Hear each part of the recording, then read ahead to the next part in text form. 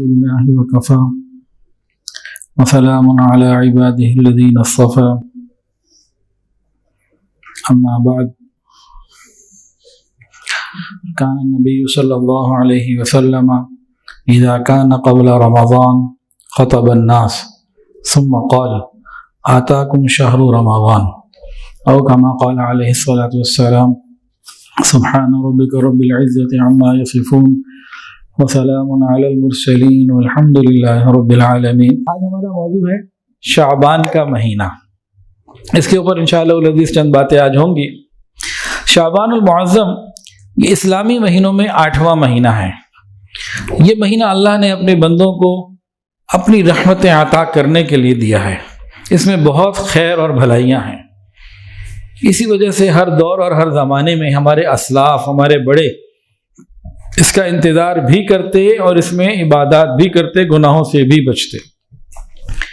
حضرت انس رضی اللہ تعالیٰ سے منقول ہے، حضرات صحابہ کرام شعبان کا چاند دیکھنے کے بعد خوب عبادات میں، ذکر میں، تلاوت قرآن میں لگ جاتے، اپنے مالوں کی زکوٰۃ نکالتے تاکہ کمزور اور مسکین لوگ رمضان میں روزہ اور سحری کے معاملات، افطاری اور سحری کے معاملات اچھے طریقے سے کر سکیں۔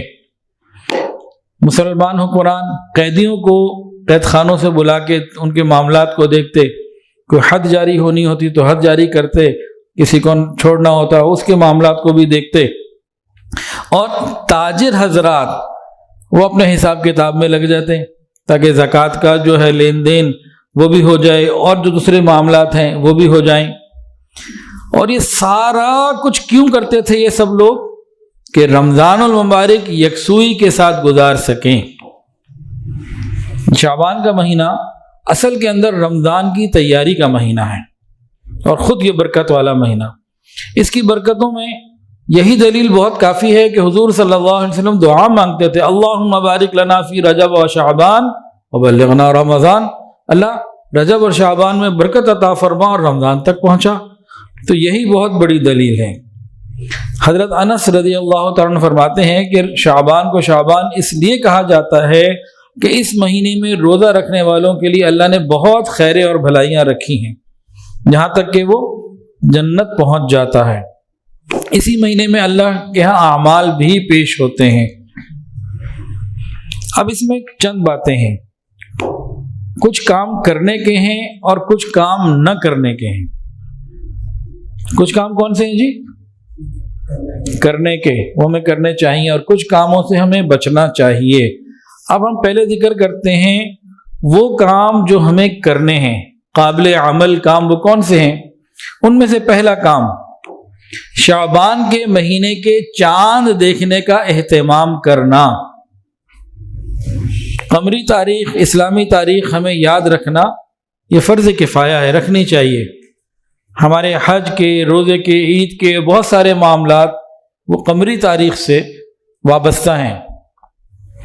تو انگریزی تاریخ بھی یاد رکھیں، لیکن پتہ تو ہونا کہ اسلامی مہینہ کون سا ہے اور اسلامی سال کون سا ہے اور تاریخ کون سی ہے۔ رسول اللہ صلی اللہ علیہ وسلم شعبان کے چاند کا دیکھنے کا اہتمام بھی کرتے اور ان کی تاریخوں کو بھی خاص طور سے یاد کرتے کہ رمضان آنے والا ہے۔ دوسرا کام شعبان میں برکت کی دعائیں کرتے رہنا، جیسے اللہم بارک لنا فی رجب و شعبان وبلغنا رمضان۔ تیسرا کام شعبان کے مہینے میں روزوں کی کثرت کرنا۔ حضور صلی اللہ علیہ وسلم رمضان کے علاوہ سب سے زیادہ روزے شعبان میں رکھا کرتے تھے، بہت کثرت سے روزے رکھتے تھے۔ فرمایا کہ رجب اور رمضان کے درمیان یہ ایک مہینہ ہے، لوگ غافل ہو جاتے ہیں، یہ تو روزے رکھنے کا مہینہ ہے۔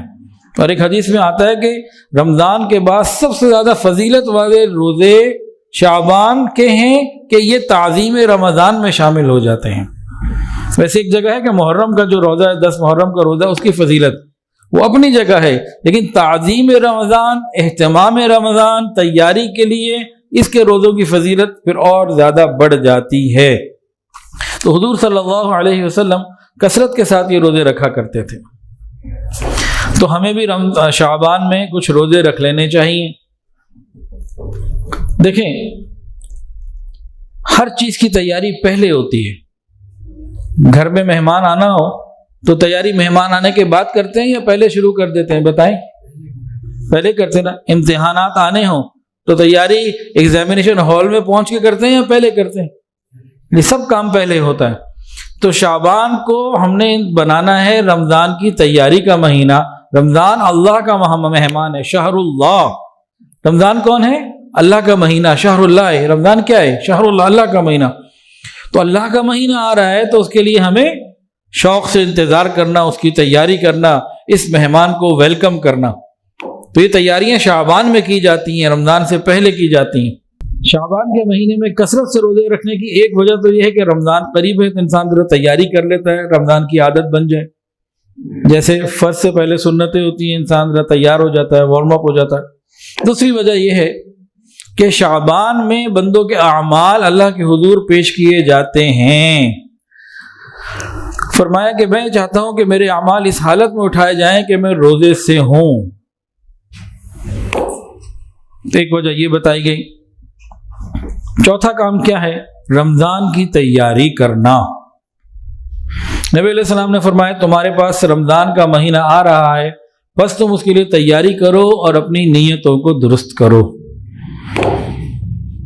تو مہمان کی آمد کا انتظار اور اس کے استقبال کی تیاری یہ ہمیں اب کرنی ہے. رمضان کی تیاری میں دو چیزیں ہیں. نمبر ایک تیاری ہے دنیاوی اعتبار سے اور ایک تیاری ہے دینی اعتبار سے. رمضان کی تیاری میں ہم کیا کریں؟ ایک دنیاوی اعتبار سے کچھ تیاریاں ہیں اور کچھ تیاریاں ہماری دینی اعتبار سے ہیں. چند تجاویز آپ کے سامنے رکھ دیتے ہیں، چند پوائنٹس، ان کو ہم غور کریں اور ہر آدمی اپنے اپنے حالات کے مطابق اور اپنی مصروفیات کے مطابق اس میں کمی بیشی کرتا رہے. یہ چند باتیں کہ ہمیں بات سمجھ میں آ جائے کہ تیاری کرنی کیسے ہے. کہتے ہیں نا ویل پلانڈ ہاف ڈن. صحیح طریقے سے پلاننگ کر لی، ہوم ورک پورا ہے تو بس کام پورا ہو گیا. تو رمضان اچھا گزارنے کا ارادہ کن کا جی بتائیں؟ ماشاءاللہ سب گزاریں گے جی اچھا رمضان. وہ کیسے پتہ لگے گا جب شعبان میں ہم تیاری کر رہے ہوں گے. ایسا کبھی نہیں ہوتا کہ ہم شعبان غفلت میں گزار دیں، رمضان آ جائے اور فوری طور پر ہم سارے رمضان کے اعمال شوق سے کرنے لگ جائیں. یہ بہت مشکل ہے. شعبان میں جو ہم تیاریاں کر رہے ہوں گے تو اس کے اثرات رمضان المبارک میں آئیں گے. جو چند پوائنٹس ہیں ان میں سے ایک پوائنٹ یہ ہے عید کی شاپنگ. عید کے لیے کپڑے، جوتے، کوئی بھی کام ان کو کوشش کر کے شعبان میں کر لیں. رمضان کی برکت والی گھڑیاں بازاروں میں گلیوں میں نہ گزاریں. اور خاص طور سے وہ وقت کہ جب ہماری نماز یا تراویح یا کوئی عبادت خراب ہو اور ہم وہ وقت بازار میں گزار رہے ہوں، یہ کیا ہوگا؟ یہ بجائے رحمت کے زحمت کا ذریعہ بنے گا، یہ لعنت کا ذریعہ بنے گا، سزا کا ذریعہ بنے گا. تو عید کی شاپنگ اور اس طرح کے معاملات یہ سب ہم شعبان میں کر لیں.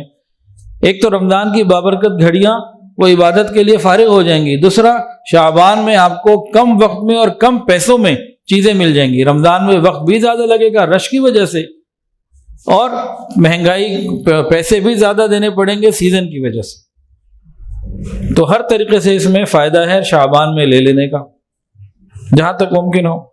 دوسری بات، گھر کا راشن، چیزیں جو ہمیں رمضان میں چاہیے اور افطاری کے لیے، سحری کے لیے، عید کے لیے، وہ بھی جہاں جہاں تک ممکن ہو، جتنا ممکن ہو، ہر آدمی اپنی استطاعت کو سامنے رکھتے ہوئے یہ سب کام شعبان میں کر لے. رمضان میں نہ جائے کہ 2 کلو چینی لے آؤ، 4 کلو آٹا لے آؤ، ان چکروں میں نہ رہے. جہاں تک ممکن ہو ان کاموں سے بھی پہلے فارغ ہو جائے.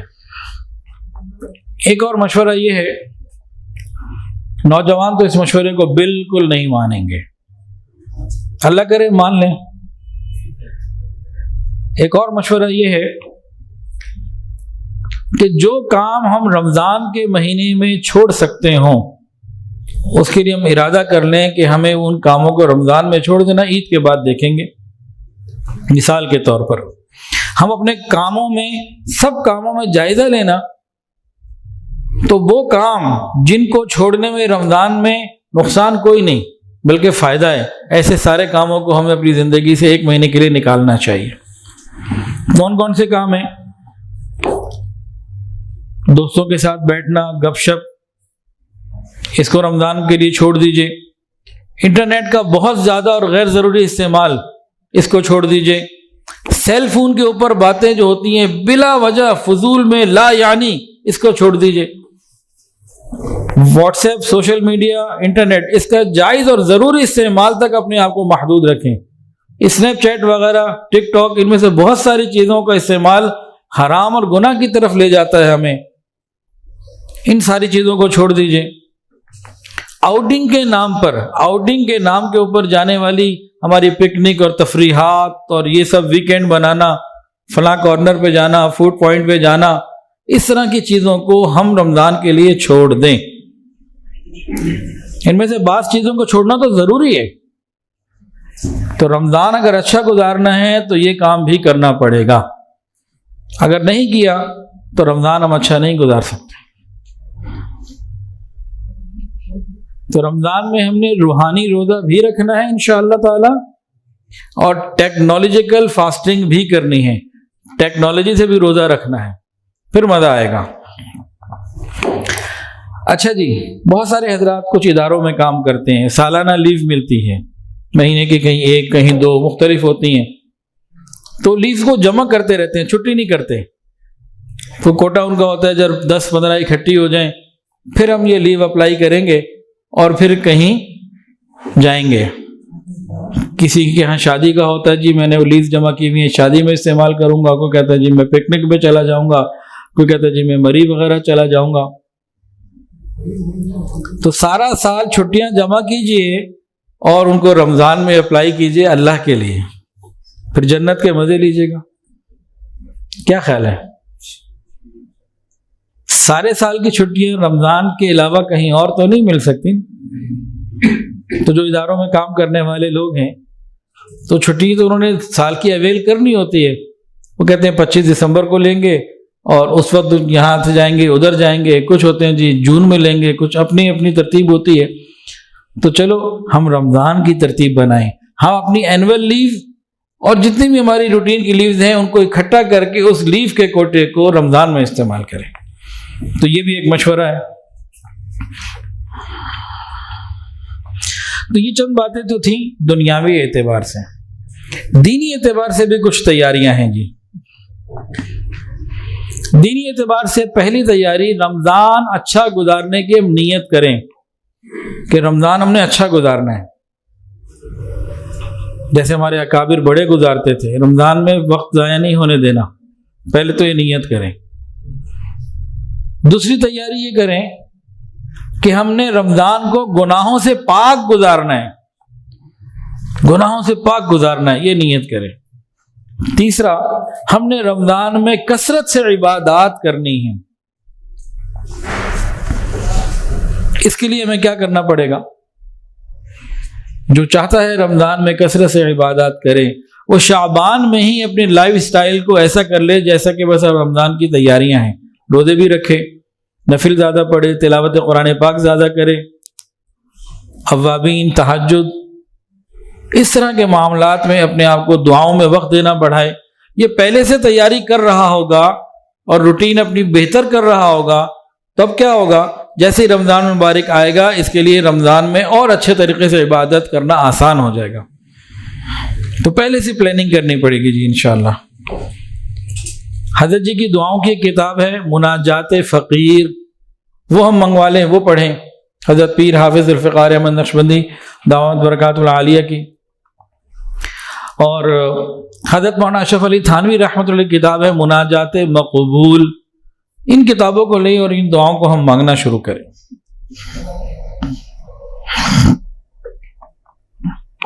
شعبان میں 5واں کام،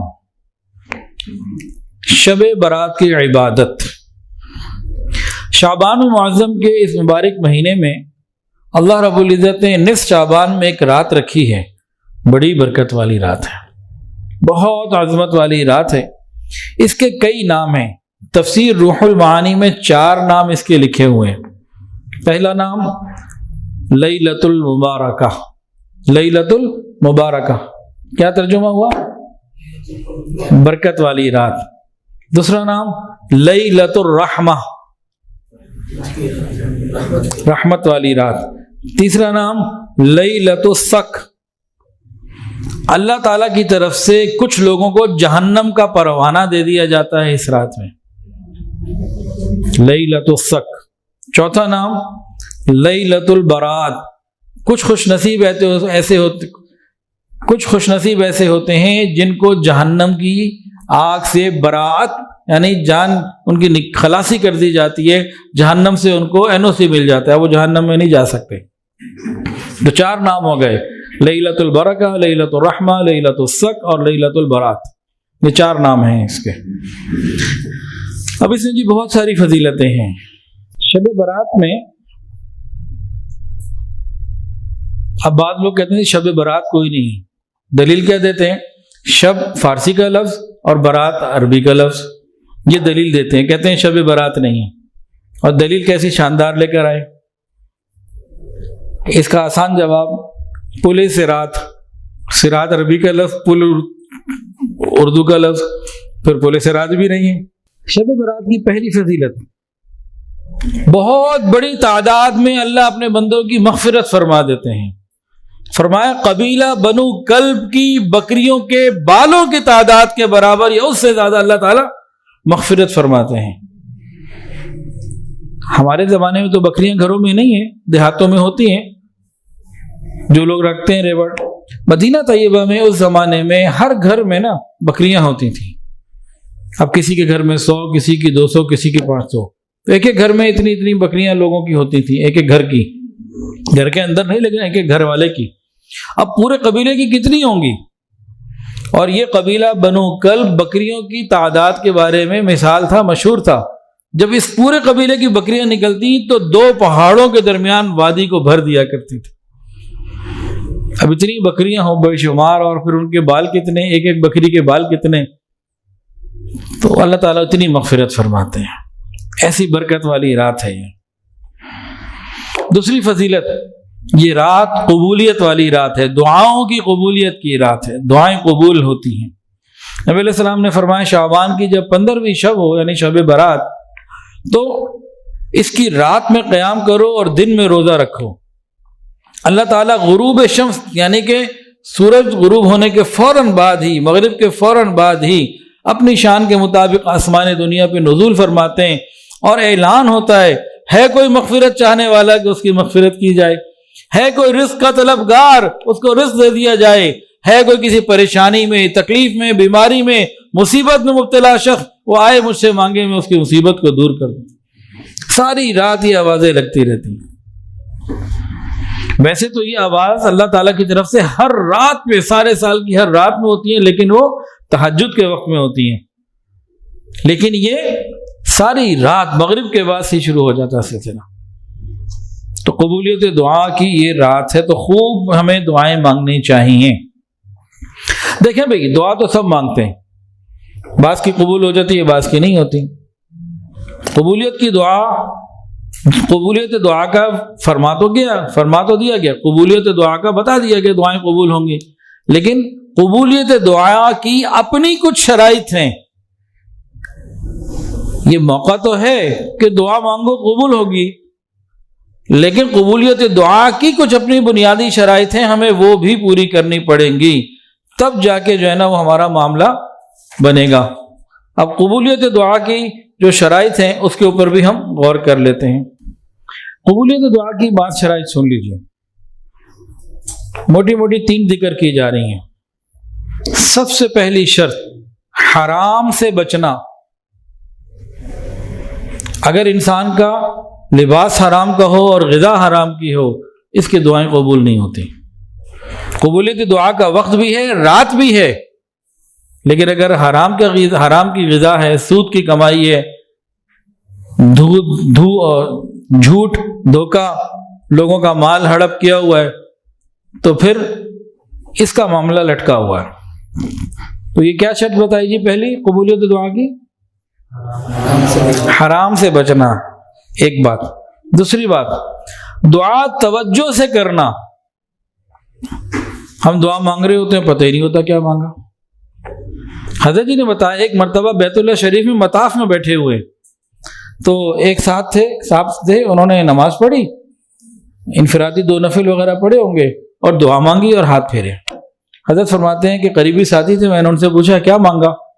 کہ حضرت مجھے تو نہیں پتا کیا مانگا، ابھی چہرے پہ ہاتھ پھیرے ہوئے چند لمحے گزرے، منٹ پورا نہیں ہوا، اسے پتہ ہی نہیں اس نے کیا مانگا۔ ہم میں سے اکثر لوگوں کا یہی حال ہے، دعا میں پتہ نہیں کہاں کہاں ہوتے، توجہ اللہ کی طرف نہیں ہوتی۔ تو دل کی توجہ اللہ کی طرف ہو، ہمیں معلوم ہو مانگ کیا رہے ہیں، پھر ہو رہی قبول، اور یقین بھی ہو کہ جو مانگ رہا ہوں انشاءاللہ تعالیٰ ضرور قبول ہوگی۔ بے یقینی والی دعائیں بھی قبول نہیں ہوتی۔ تو 2 پوائنٹ ہو گئے جی قبولیت دعا کے۔ پہلا کیا تھا جی؟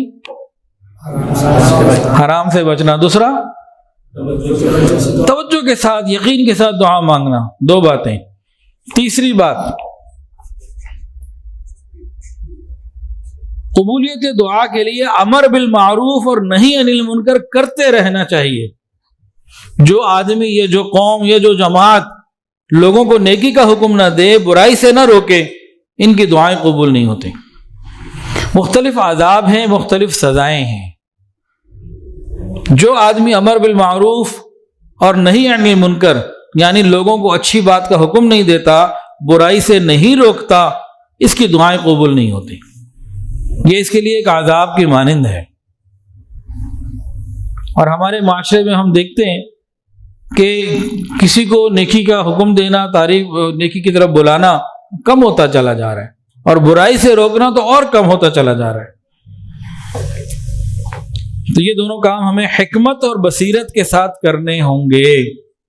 یہ دونوں کام حکمت اور بصیرت کے ساتھ۔ تو یہ 3 شرائط ہیں قبولیت دعا کی۔ تو قبولیت دعا کی رات تو ہے، لیکن قبولیت دعا کی کے جو SOPs ہیں وہ بھی پورے کرنے ہوں گے۔ شب برات کی تیسری فضیلت، جہنم کی آگ سے آزادی۔ یہ پہلے بھی بتایا جا چکا ہے، قبیلہ بنو کلب کی بکریوں کی بالوں کے تعداد کے برابر جہنم سے لوگوں کو بری کر دیا جاتا ہے۔ چوتھی فضیلت، سال بھر کے فیصلے ہوتے ہیں جی، جیسے بجٹ بنتا ہے نا حکومتوں کا، سال بھر کے فیصلے ہوتے ہیں۔ نبی علیہ السلام نے پوچھا، امی عائشہ نے پوچھا اس کے بارے میں، تو فرمایا کیا عائشہ جانتی ہو کہ 15ویں شب میں کیا ہوتا ہے؟ پوچھا کیا ہوتا ہے؟ فرمایا کہ بنی آدم میں سے ہر وہ شخص جو اس سال پیدا ہونے والا ہوتا ہے اس رات میں لکھ دیا جاتا ہے، فلاں جی اس دن پیدا ہوگا، اور جو اس سال مرنے والا ہوتا ہے وہ بھی لکھ دیا جاتا ہے۔ حدیث کے اندر آتا ہے بندہ نکاح کر رہا ہوتا ہے، اولاد بھی ہو رہی ہوتی ہے آگے اس کی، لیکن اسے نہیں معلوم ہوتا، اس کا نام تو مردوں کی فہرست میں لکھ دیا گیا۔ تو 15 شعبان میں، اگلے 15 شعبان تک جنہوں نے مرنا ہے، جنہوں نے پیدا ہونا ہے، جس نے حج کرنا ہے، رزق کے معاملات اور یہ چیزیں، یہ ساری لکھی جا رہی ہوتی ہیں۔ تو ایسے وقت میں ہمیں نیکی کی طرف، اللہ تعالیٰ کی طرف متوجہ ہونا، فیصلے ہو رہے ہیں نا، اللہ سے مانگنا ہے، رات کو عبادت کرنی ہے اور دن میں روزہ رکھنا ہے، یہ غفلت کی رات نہیں۔ اب اگلی بات جی، اس رات میں عبادت کا سنت طریقہ کیا ہے، کوئی بتائیں؟ میں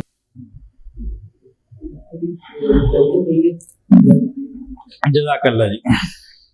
شب برات کی عبادات میں اتنا بتایا کہ عبادت کرنی ہے، عبادت کی رات ہے، کیا کرنی ہے، کیسے کرنی ہے، اس کی کوئی تخصیص نہیں بتائی کہ ایسے کرنی ہے۔ ہمارے معاشرے میں بہت ساری ایسی چیزیں ہیں، ابھی شب معراج گزری، اس کے بارے میں بھی بہت کچھ۔ تو شب معراج کی تو عبادت سرے سے ہی نہیں ہے۔ ہم معراج کا واقعہ بہت بڑا واقعہ ہے، بہت عظیم معجزہ ہے، لیکن اس رات کی نہ عبادت ہے نہ دن کا روزہ۔ شب برات یہ فضیلت جو ہے نا موجود ہے، رات کی عبادت ہے اور دن کا روزہ ہے، اور رات کی عبادت میں کوئی بات نہیں ہے کہ کیا کرنا ہے، جو اس میں جو آپ کا دل لگے وہ کر لیں۔ چند باتیں مشورے کے درجے میں، تجویز کے درجے میں، آئیڈیا کے درجے میں ضرور پیش کر رہا ہوں، لیکن کسی چیز کا ثابت ہونا کہ یہ کام اسی رات میں کرنا ہے، ایسا کچھ نہیں۔ آپ کو سوشل میڈیا پہ بہت کچھ ملے گا اس رات کے حوالے سے، تو وہ سب غیر مستند ہے، اللہ ہماری حفاظت فرمائے۔ کریں کیا اس کے بارے میں آگے بات کرتے ہیں۔ دوسری بات سمجھیں، بابرکت راتوں میں جاگنے کا کیا مطلب ہوتا ہے؟ ساری رات جاگنا؟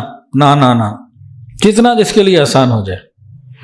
ساری رات جاگنا کہ لازمی جاگنے اور صبح پریشان، اپنے کاموں سے پریشان، یا فجر ہی قضا کر دی تو نقصان ہی نقصان. تو بتکلف نہیں جاگنا چاہیے، جب نیند کا غلبہ آ جائے تو سو بھی جانا چاہیے. تو اس کا بھی بہت اہتمام کرنے کی ضرورت ہے. جو بابرکت راتیں ہوتی ہیں نا، اس میں ہمیں اللہ کو منانا چاہیے. اچھا ایک اور بات اس میں نا، رات کی ابتدا غروب آفتاب کے فوراً بعد سے شروع ہو جاتی ہے. بہت سے لوگ سمجھتے ہیں عشاء کے بعد، ایسا نہیں ہے. غروب آفتاب کے فوراً بعد سے سلسلہ شروع ہو جاتا ہے، تو رات شروع ہو جاتی ہے. اچھا رات جاگنے سے کیا مراد ہے؟ رات جاگنے سے مراد عبادات کے لیے جاگنا. ویسے ہی بیٹھ کے انٹرنیٹ پہ بیٹھ کے جی جاگنے والی رات ہے، چلو جاگتے بھی رہیں گے. اس جاگنے کی مراد اللہ کی یاد میں عبادت، درود، استغفار، کسی نہ کسی نیک عمل میں جاگنا.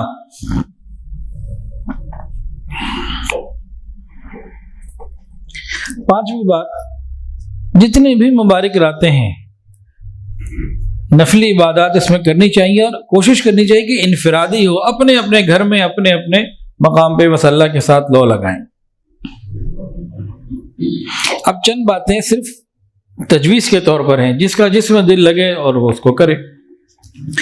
پہلی بات تجویز کے درجے میں توبہ اور استغفار کرنا. جب کوئی ایسی بڑی رات ہمیں ملے جو واقعتاً شریعت میں بڑی ہو، ہم نے نہ بڑی بنا لی ہو، تو ہم کیا کریں؟ توبہ اور استغفار کریں. ہمیں عائشہ صدیقہ رضی اللہ تعالیٰ نے شب قدر کے بارے میں پوچھا تھا نبی علیہ السلام سے کہ اگر میں وہ پاؤں تو کیا مانگوں؟ تو آپ نے بتایا تھا کہ معافی مانگنی، اللہم انک عفو تحب العفو فاعف عنی، معافی مانگنی. تو توبہ اور استغفار یہ پہلا کام ہے ان عبادات کی راتوں کا، ان مبارک راتوں کا. میں نے پہلے بتایا حدیث میں اس طرح سے نہیں ہے، مطلب یہ وہ کام ہے جو ہمیں ضرور کرنا چاہیے کسی بھی برکت والے موقع پہ. کیا کرنا چاہیے جی؟ توبہ اور استغفار. اب توبہ کیسے ہوگی؟ اس کی 4 شرائط ہیں. کتنی؟ 4 شرائط ہیں. توبہ کی 4 شرائط ہیں، تو وہ بھی سن لیجئے. اب انسان توبہ توبہ کرتے رہے تو توبہ کرنے سے نہیں توبہ ہوتی. اور وہ جو آج کل کئی نعتیں اور اس طرح کی پیچھے میوزک بھی چل رہا ہے، توبہ کی گردان بھی چل رہی ہے، تو یہ توبہ نہیں ہوتی. توبہ میں 4 باتیں ہوتی ہیں، وہ ہمیں پوری کرنی پڑیں گی، پھر جا کے ہماری توبہ ہوگی. توبہ کی پہلی بات، گناہوں سے ہٹ جانا. جو گناہ ہم کر رہے ہیں اس کو چھوڑ دینا. بعض لوگ گناہوں میں بھی لگے رہتے ہیں اور توبہ بھی کہتے رہتے ہیں، کرتے رہتے ہیں، یہ تو مذاق کی مانند ہے. توبہ کی پہلی شرط کیا ہے جی؟ گناہ کو چھوڑ دینا. دوسری شرط، اپنے کیے پر شرمندہ ہونا، اس کو محسوس ہو کہ مجھ سے غلطی ہو گئی، شرمندگی کا احساس ہو. نمبر 3 بتائیں جی، نمبر 3 آئندہ نہ کرنے کا عزم. تو 3 باتیں ہوں گی، چوتھی بتاتا ہوں. پہلی کیا تھی؟ گناہ چھوڑ دینا. دوسری بات اپنے کیے پہ شرمندہ ہونا. اور تیسری بات جیسے حضرت نے بتا بھی دیا، آئندہ نہ کرنے کا پکا عزم. ہو جائے آئندہ وہ الگ بات ہے، جس وقت توبہ کر رہا ہے اس وقت نیت نہ ہو کہ میں کرتا رہوں گا. اور چوتھی بات حقوق کی ادائیگی. حقوق کی ادائیگی یہ بھی تو قبولیت توبہ میں شامل ہے. سچی توبہ ہوتی ہی حقوق کی ادائیگی کے ساتھ ہے. مثال کے طور پر ایک آدمی نے کسی کے 5 لاکھ روپے دینے، کئی سال گزر گئے، وہ مانگ رہا ہے، یہ دے نہیں رہا. اب اس نے کہا جی میری توبہ مجھے معاف کر دے. بھائی تمہیں معاف کر دیا، جو 5 سال تم نے ڈیلے کیا، 5 لاکھ تو لاؤ. ایک آدمی کی نماز روزے باقی ہیں، اب ایک نماز کو قضا کرنے کا گناہ جو ہے نا 2,88,00,000 سال جہنم. فضائل اعمال میں لکھی ہوئی ہے حدیث کی تفصیل. تو ایک آدمی کی 6 مہینے کی نمازیں قضا ہو گئی، زیادہ ہو گئیں، کم ہو گئیں. او کہ یا اللہ مجھے معاف کر دیجئے. تو وہ جو معاف ہوگا نا وہ معاف ہوگا کہ اب اس کو جہنم میں نہیں ڈالا جائے گا انشاءاللہ تعالی، لیکن نمازیں ادا کرنی پڑیں گی. تو 4 باتیں ہو گئیں. اب اسی میں قضا نماز کے بارے میں چند باتیں ساتھ ساتھ آ جائیں. نفل کا جب ہمیں موقع ملے تو اگر خدا نخواستہ کسی کی قضا نمازیں باقی ہوں تو وہ قضا نمازوں کو ادا کرنے کا اہتمام کرے. نفل پڑھے گا ثواب ملے گا، نہیں پڑھے گا تو پوچھنی ہوگی کیوں نہیں پڑھی، لیکن اس کے بارے میں تو پوچھا جائے گا نا، نماز قضا ہو گئی تھی تو ادا کیوں نہیں کی، قضا کیوں کی پہلے تو یہ بتاؤ، اور جب قضا ہو گئی تو توبہ استغفار کر کے ادا کیوں نہیں کی، واپس اس کو پورا کیوں نہیں کیا. تو یہ قرض ہے تو اس کا ادا کرنا ضروری. تو قضا نمازیں ادا کرنا ضروری. نبی علیہ الصلوۃ والسلام ایک مرتبہ جہاد میں تھے، 4 نمازیں قضا ہوئیں، آپ نے ان کو ادا کیا. ایک مرتبہ کہیں سفر میں تھے، رات کو تھکن تھی، حضرت بلال کی ڈیوٹی بھی لگائی جاگنے کی، وہ بھی سو گئے جنہوں نے اٹھانا تھا. تو نبی علیہ السلام نے اس قضا نماز کی بھی ادا کی اور سب کے ساتھ باجماعت اس کو ادا کیا. تو یہ معاملات اللہ نے کیوں اللہ تعالیٰ نے کیوں کروائے کہ امت کے سامنے قضا نمازوں کا مسئلہ سا واضح ہو جائے. توبہ الگ کرنی ہے، نماز قضا جو پچھلی ہیں وہ بھی ادا کرنی ہے. اب کیسے ادا کریں؟ اس کا طریقہ یہ ہے، ہم آج کی اپنی عمر لکھیں. آج کتنی عمر ہے؟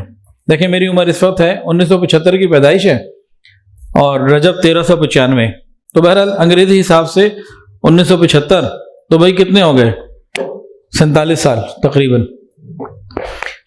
اب ہم بالغ کب ہوئے تھے؟ اگر کسی کو معلوم ہے تو ٹھیک ہے، نہیں تو مرد 14 سال لگا لے احتیاطاً، بچی جو ہے عورت جو ہے وہ 12 سال لگا لے احتیاطاً.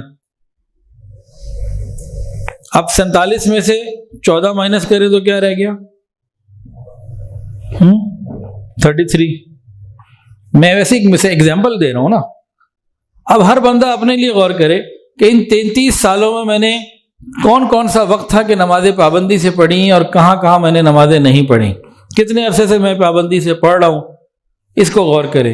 اتنے رمضان آئے بھائی، رمضان میں تو میں نے ساری پڑھی، جمعے میں نے سارے پڑھے، اور فلاں میں چلے پہ چلا گیا تھا 40 دن میں نے نمازیں پڑھی، حج عمرے پہ گیا وہاں پڑھ لی. کبھی ایک دم دل میں آتا تھا شروع کر دیتا تھا پھر رہ جاتی تھی. تو اسے غور کرتا رہے. یہ تو حساب کتاب کوئی دوسرا نہیں بنا سکتا، خود ہی بنانا ہے. تو غور کرے. جب وہ غور کرے گا، کاغذ پینسل اور کیلکولیٹر لے کے بیٹھے گا نا، نیت سچی ہوگی تو کہیں نہ کہیں پہنچ ہی جائے گا. اس کو اندازہ اللہ تعالیٰ دلوا ہی دیں گے کہ بھئی میری کتنی نمازیں قضا ہیں. فجر، ظہر، عصر، مغرب، عشاء اور وطر، ایک دن کی 6 نمازوں کا حساب اس نے لگانا ہے. تو غور کرے، سوچے. انشاءاللہ العزیز یہ جب حساب کتاب میں بیٹھے گا اللہ اس کی مدد فرمائیں گے. ایک غالب امکان اس کا پورا ہو جائے گا اور یہ تفصیل پوری نوٹ کر لے گا. جب لکھ لیں تو اس کو ایک کاپی پینسل پہ لے لیں.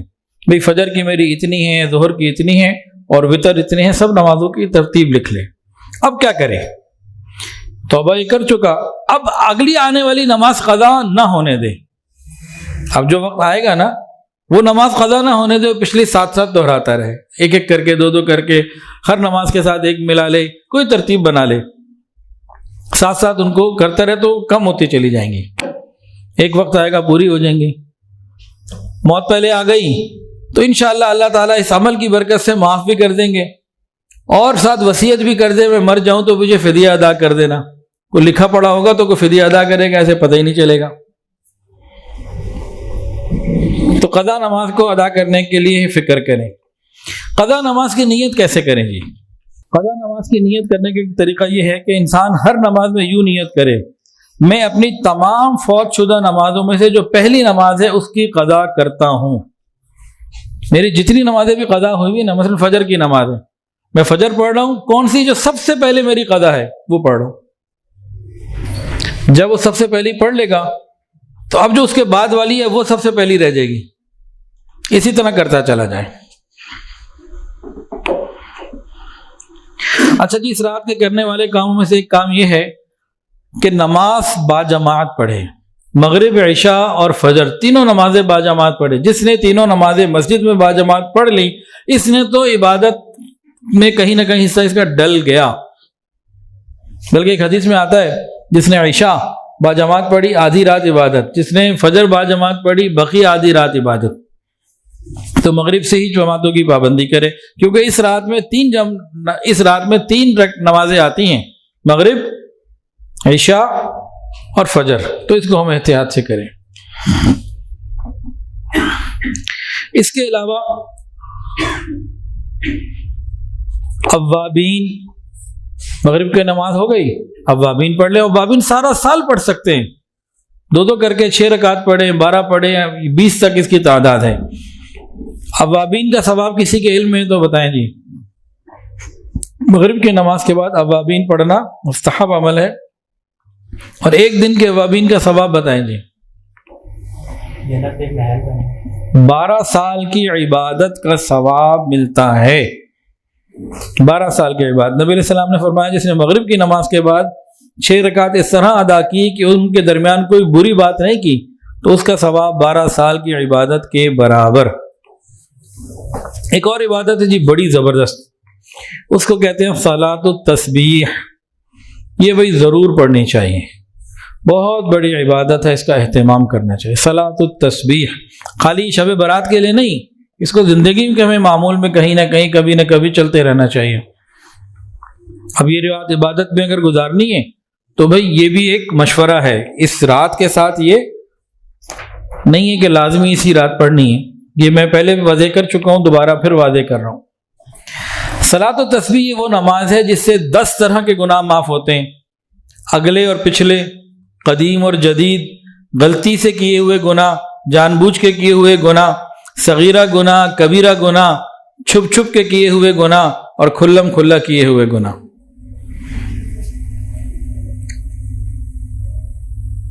اتنی بڑی بات ہے۔ نبی علیہ السلام نے فرمایا کہ روزانہ پڑھو، تو روز نہیں پڑھ سکتے، چلو ہر جمعے کو پڑھ لو، ہفتے میں 1 دفعہ، اچھا مہینے میں 1 دفعہ پڑھ لو، اچھا سال میں 1 دفعہ پڑھ لو، اچھا نہیں تو کم سے کم زندگی میں ہی 1 دفعہ پڑھ لو۔ نبی علیہ السلام نے فرمایا حضرت اپنے چچا کو یہ تحفہ بھی ہے، بخشش بھی ہے، خوشخبری بھی ہے۔ یہ وہ نماز ہے جس میں ایک نماز میں 300 مرتبہ تیسرا کلمہ پڑھنے کی سعادت اور توفیق بندے کو ملتی ہے۔ سبحان اللہ والحمد للہ ولا الہ الا اللہ واللہ اکبر ولا حول ولا قوت الا باللہ۔ یہ تیسرا کلمہ کیا ہے؟ یہ بڑی زبردست چیز ہے۔ تیسرے کلمے کے جو کلمات ہیں نا، سبحان اللہ، الحمد للہ، اللہ اکبر، اس ہر کلمے کے اوپر جنت میں ایک درخت لگ جاتا ہے۔ ہر کلمہ اللہ تعالیٰ کو محبوب، ہر کلمہ میدان میں عمل کو بھر دینے والا، نیکیوں کو بھر دینے والا، ہر کلمے کا ثواب احد پہاڑ سے زیادہ۔ جنت ایک چٹیل میدان ہے اور یہ کلمات اس کے باغات ہیں۔ تو بتائیں کتنی سعادت ہو گئی۔ سبحان اللہ والحمد للہ ولا الہ الا اللہ واللہ اکبر ولا حول ولا قوت الا باللہ۔ حضرت شیخ الحدیث مولانا زکریا رحمۃ اللہ علیہ فضائل ذکر میں، فضائل اعمال، اس کے اندر فضائل ذکر میں لکھا ہے کہ یہ وہ نماز ہے جس کا ہر زمانے میں علماء امت نے، محدثین نے، فقہاء نے، صوفیاء کرام نے اس کو اہتمام سے پڑھا۔ حضرت عبدالعزیز بن ابی رواد فرماتے ہیں کہ جس کا جنت میں جانے کا ارادہ ہو وہ صلاۃ التسبیح کو مضبوطی سے پکڑ لے۔ بھائی کس کا ارادہ ہے جنت میں جانے کا؟ تو صلاۃ التسبیح کو پکڑ لینا۔ پھر یہ بزرگ فرما رہے ہیں،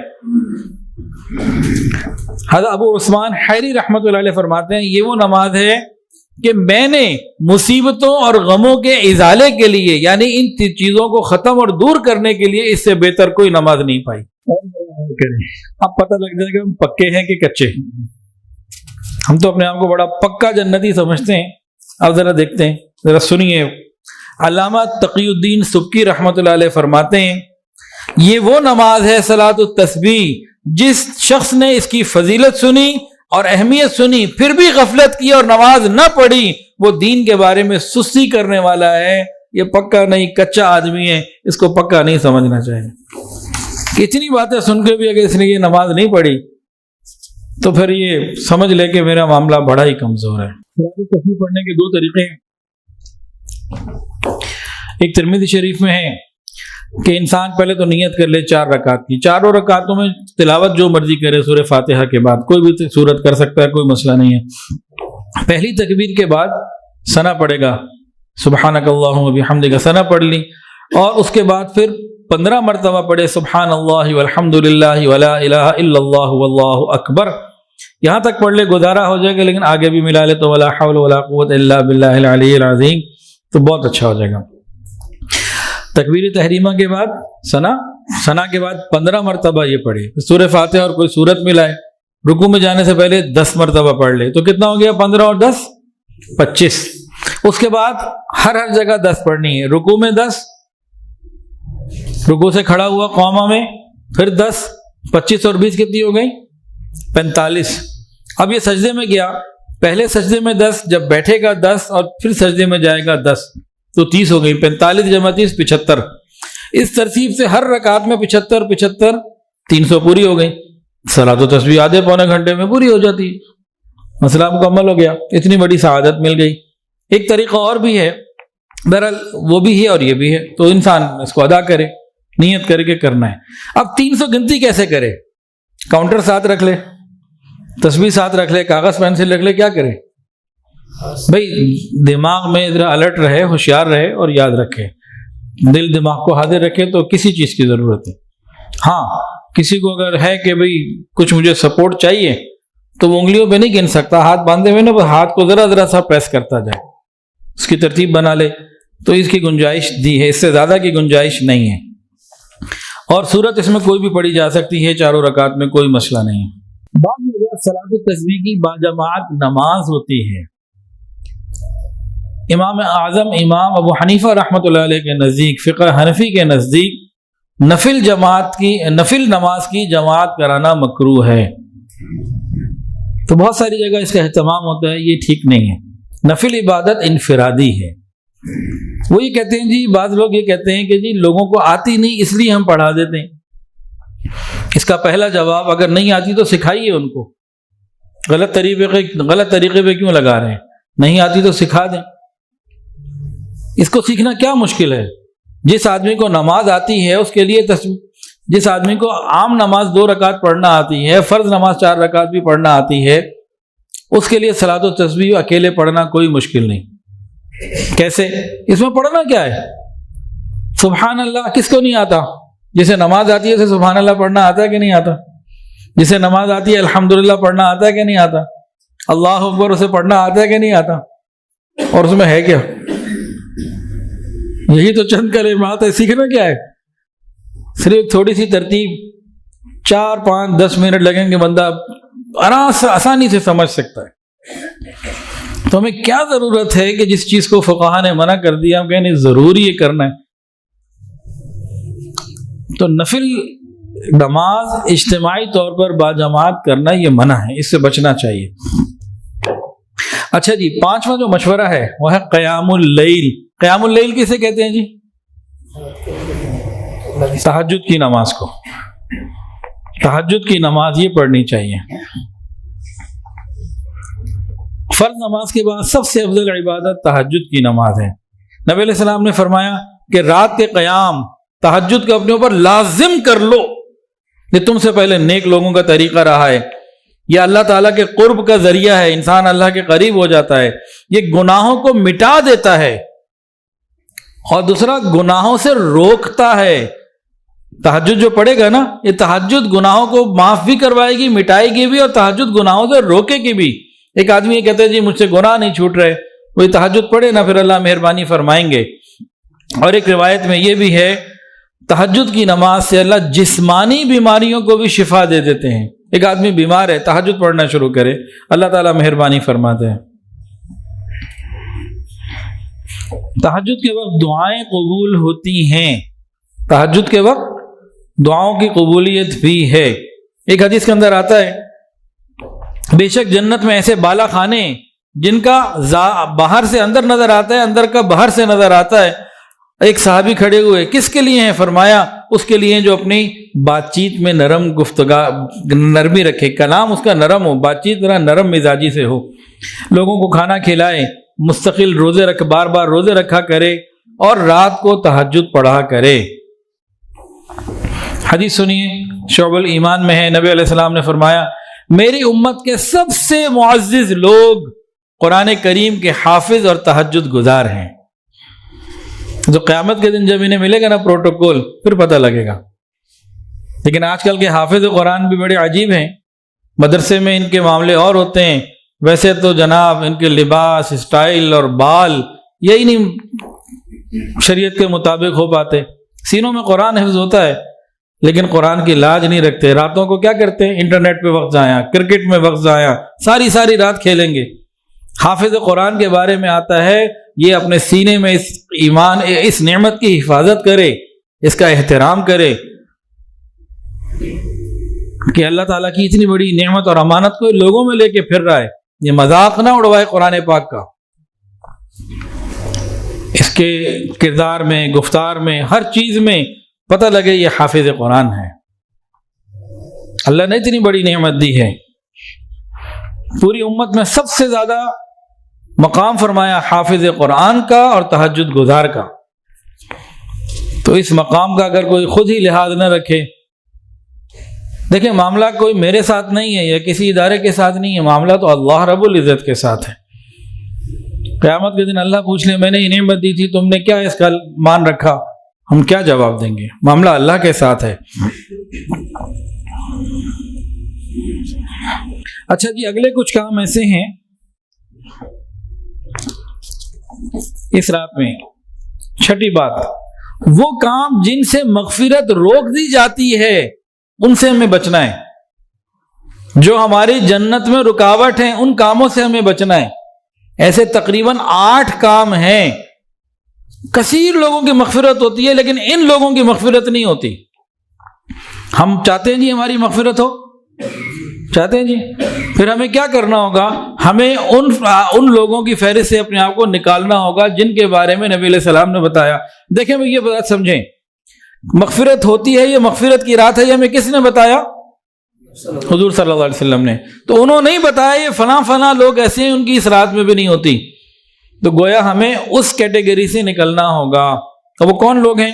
سب سے پہلے تو مشرک، اللہ کی ذات اور صفات میں شریک کرنے والا، اس کی مغفرت نہیں ہوتی. دوسرا بندہ جس کے دل میں مسلمانوں کے لیے کینہ ہو، بغض ہو، انتقام لینے کا جذبہ ہو، میں اس کا یہ کر دوں گا، میں وہ کر دوں گا، اس نے یہ کر دیا، دل میں نفرت ہو دوسروں کے لیے، ایسے بندے کی مغفرت نہیں ہوتی. کسی کے دل میں اپنے بھائی کے لیے، ایمان والوں کے لیے، دوستوں کے لیے کینہ ہے، یہ فکر نہ کرے یہ جہنم میں جائے گا. ہاں توبہ کر لے پھر جنت میں جائے گا. تو مشرک کی مغفرت نہیں ہوتی، دلوں میں کینہ ہو اس کی مغفرت نہیں ہوتی. نمبر 3، والدین کا نافرمان، اس کی بھی مغفرت نہیں ہوتی. کہ ماں باپ ناراض ہوں، ان کا دل دکھا ہوا، ان سے نرمی سے بات ہی نہیں کرتا، تو اطمینان رکھے اس کی مغفرت نہیں ہوگی. ہو جائے گی جن کی ہونی ہے، کہ کھڑا نفلیں پڑھ رہا ہے لیکن والدین اس سے پریشان ہیں. اور چوتھا شخص قطع رحمی کرنے والا، رشتہ داریاں توڑنے والا، اس کی بھی مغفرت نہیں ہوتی. بیوی سے ناراض، سسرال والوں سے ناراض، بھائیوں سے ناراض، اس سے ناراض، اس سے ناراض. جب ہم رشتہ داریاں توڑیں گے تو پھر مغفرت کے فیصلے نہیں ہیں. مغفرت کے لیے ہمیں رشتہ داریاں نبھانی پڑیں گی. بھائی جنت ملنی ہے تو جنت کے لیے کچھ قربانی دینی پڑے گی. چند رشتہ داروں کی کڑوی کسیلی نہیں سن سکتے، برداشت نہیں کر سکتے. اس کے بدلے مل کیا رہا ہے؟ لمبی عمر، کھلا رزق اور جنت مل رہی ہے، مغفرت مل رہی ہے. تو گیو اینڈ ٹیک تو ہوتا ہے، کچھ پانے کے لیے کچھ دینا پڑتا ہے. 5واں شخص جو اپنے ٹخنے ڈھک کے رکھتا ہے، قیامت کے دن اللہ اس شخص کو محبت کی نظر سے نہیں دیکھیں گے، اس مرد کو جو اپنے ٹخنے ڈھک کے رکھتا ہے. شریعت کہتی ہے کہ مردوں کے ٹخنے کھلے رہیں، ننگے رہیں، عورتوں کے ڈھکے رہیں. آج ہم نے 100% الٹا کر دیا. بعض لوگ نماز میں کیا کرتے ہیں؟ ٹخنے ننگے کرنے کی کوشش کر رہے ہوتے ہیں. اچھی بات ہے، نہ ہونے سے بہتر ہے، لیکن اصل یہ حکم نماز کے لیے نہیں ہے. اس کا نماز سے کوئی تعلق نہیں ہے اس حکم کا. یہ تو ہر وقت ٹخنے ننگے رہنے چاہیے. آپ نے آج ٹخنے ڈھک کے رکھے اور کل قیامت کے دن اللہ نے محبت سے ہی نہ دیکھا تو کیا فائدہ ہے ٹخنے ڈھکے رکھنے کا جی. اور شب برات میں بھی ان کی مغفرت نہیں ہوتی. حدیثیں سنا رہا ہوں میں آپ کو، اپنی طرف سے نہیں سنا رہا ہوں. 6واں شخص جس کی مغفرت نہیں ہوتی وہ کون ہے؟ شراب، نشہ کرنے والا، نشے کا، شراب کا عادی، اس کی بھی نہیں ہوتی. 7واں کسی کو ناحق قتل کرنے والا، اس کی مغفرت بھی نہیں ہوتی. اور 8واں زانی، زنا کرنے والا، نامحرموں سے چھپ چھپ کے ملنے والا، اس کی مغفرت بھی نہیں ہوتی. تو ہمیں ان 8 چیزوں سے اپنے آپ کو نکالنا ہے تاکہ رحمت کی اس رات میں ہم پر بھی رحمت ہو جائے اور ہماری مغفرت ہو جائے۔ کچھ کام ایسے ہیں جو ہمارے معاشرے میں ہو رہے ہیں شب برات کے حوالے سے، ان سے بہت بچنے کی ضرورت ہے۔ ان میں سے ایک کام یہ ہے آتش بازی۔ عجیب، انسان عقل سے کام لے، وہ پیسہ جو خون پسینے کی محنت سے کمایا اپنے ہاتھوں سے پٹاخہ بنا کے اس کو ضائع کر رہے۔ شریعت کا تو حکم اپنی جگہ نا، عقل کو بھی بندہ استعمال کر لے کہ اس سے حاصل کیا ہو رہا ہے۔ تو یہ آتش بازی یہ گناہ ہے، اور مبارک رات میں یہ اصل میں آتش بازی ہے کیا؟ ہندوؤں میں ہوتی ہے ہولی، یہ اس کی مشابہت ہے۔ ہمیں اللہ بچائے اس سے۔ کتنے لوگوں کی نیند خراب ہوتی ہے، سکون خراب ہوتا ہے، اور کچھ کیا کرتے ہیں پٹاخے کو قریب جا کے پھوڑ دیتے ہیں، اگلا بندہ ڈر جاتا ہے۔ حدیث سن لیجیے، مسلمان وہ ہے جس کے ہاتھ اور زبان سے دوسرا مسلمان محفوظ رہے۔ اور ایک اور حدیث سنیے، جو کسی مومن کو ڈرائے اور خوف زدہ کرے اللہ تعالیٰ قیامت کے خوف سے اس کو امن نہیں دیں گے۔ تو بھائی انسان عقل سے کام لے۔ دوسرا کام جو نہیں کرنا چاہیے ہمارے ہاں ہوتا ہے اور خوب ہوتا ہے اور ڈنکے کی چوٹ پہ ہوتا ہے، وہ کیا جی؟ چراغاں کرنا۔ یہ فضول خرچی ہے۔ صحابہ نے، تابعین نے ایسا کچھ نہیں کیا۔ لائٹیں لگا رہی ہیں، لاکھوں روپے اس پہ لگتے ہیں، پتہ نہیں کیا کیا ہوتا ہے۔ تو یہ شب برات کے موقع پہ چراغاں کرنا، مسجدوں کو اس طرح سے لائٹوں کے ساتھ سجانا، بازاروں کو سجانا، عمارتوں کو سجانا، یہ سب فضول خرچی میں ہے۔ یہاں مان لیں گے اچھا ہوگا، فائدے میں رہ جائیں گے، نہیں تو قبر میں جا کے تو سارے ہی مانیں گے۔ اس کے علاوہ حلوہ بنانا، حلوہ سارا سال کھائے کوئی بات نہیں، خاص اس نسبت سے کہ آج رات ہی بنانا ہے، ان چیزوں سے بچنا چاہیے۔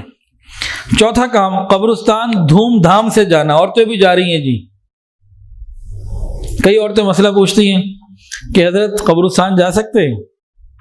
تو کسی وقت میں ذرا کہہ دیتا ہوں کہیں کہ بھئی ہاں عورتیں قبرستان جا سکتی ہیں، بالکل کوئی مسئلہ نہیں ہے، لیکن ان کو بڑے احترام سے لے کے جائیں گے۔ جب ان کا وقت آئے گا، نہلا کے، کفن پہنا کے، اور جناب خوب تیاریاں کر کے چارپائی پہ پورے پروٹوکول کے ساتھ، پیچھے بڑی تعداد ہوگی، اس طرح سے لے کے جائیں گے۔ ویسے دنیا میں نبی علیہ السلام نے جانے سے منع کر دیا ہے، تو رک جائیں۔ مقصود کیا ہے؟ دعا کرنا، ایصال ثواب، وہ گھر بیٹھے پہنچ رہے، ہم اس پر آ جائیں، ضرور جانا ہے۔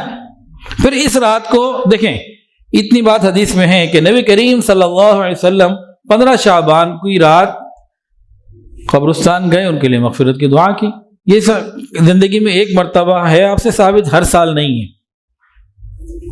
بھئی کسی نے اتباع سنت کی نیت سے جانا ہے، کبھی کبھی چلا جائے، کسی سال چلا گیا، کسی سال نہیں گیا، اور خاموشی سے جانا، اس کے لیے کوئی تیاریاں اور وہاں جا کے چراغاں اور موم بتیاں اور پھول اور اس طرح کی چیزوں کی ضرورت نہیں ہے۔ قبرستان جانا چاہیے، جاتے رہنا چاہیے۔ کیوں؟ اپنی قبر یاد آئے، اپنی موت یاد آئے، اور دوسروں کے لیے، مرنے والوں کے لیے ایصال ثواب کرتے رہنا۔ تو زندگی بھر ہونا چاہیے، اس کے لیے پھر باقی چیزوں کی ضرورت نہیں ہوتی، ان سے بچنا چاہیے۔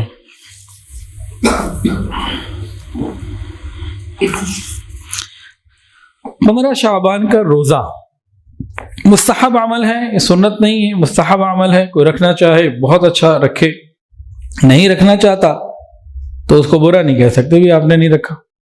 اور ویسے بھی 13، 14 اور 15 ایام 20 کے روزے ہیں نا، سنت، یہ نبی علیہ السلام رکھے، مستحب روزے ہیں، تو انسان 13، 14، 15 ہی رکھ لے، ہر قسم کے مسئلے سے ختم۔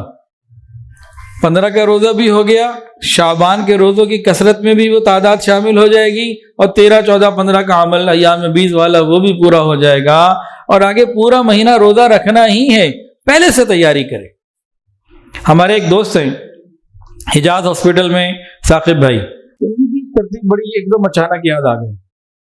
وہ ہر سال رمضان سے پہلے کیا کرتے ہیں، اپنا شوگر ٹیسٹ، بلڈ ٹیسٹ اور بہت سارے ٹیسٹ کروا لیتے ہیں، ہر چیز کو کہہ لیتے ہیں رمضان کے لیے میں نے اپنے آپ کو تیار رکھنا ہے۔ تو مجھے ان کی بات بڑی اچھی لگی، تو کہتے نہیں شوگر والوں کو رمضان سے پہلے اپنی ساری تیاریاں کر لینی چاہیے، شعبان میں وہ اپنے ٹیسٹ بھی کروا لیں، اپنی ڈائٹ پلان کو بھی ایڈجسٹ کر لیں، اپنے لائف سٹائل کو بھی سیٹ کر لیں، تاکہ رمضان میں انہیں کوئی مسئلہ پیش نہ آئے۔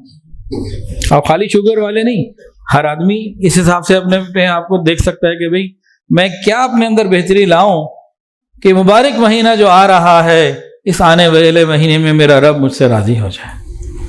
تو اس کے لیے بھئی ہم سب کو فکر کرنی ہے۔ اللہ تعالیٰ سے دعا ہے اللہ تعالیٰ ہمیں آنے والے اس رمضان تک عافیت کے ساتھ پہنچائے، رجب اور شعبان میں برکتیں عطا فرمائے۔ وآخر دعوانا ان الحمد للہ رب العالمین۔